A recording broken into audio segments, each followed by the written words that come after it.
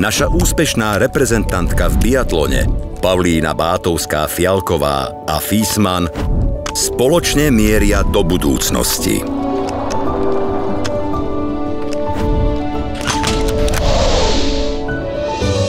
Život je zmena.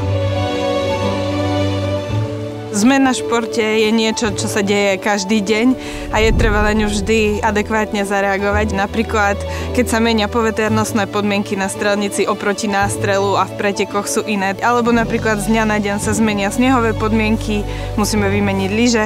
Čiže aj to sú také zmeny, čo v našom športe konkrétne nastávajú bežne a treba sa im prispôsobiť. Najväčšia zmena nastala v tom, že sme stihli spraviť len základovú dosku a nastala zmena počasia a musíme sa jej prispôsobiť a budeme pokračovať potom ďalej, tak ako nám to počasie dovolí.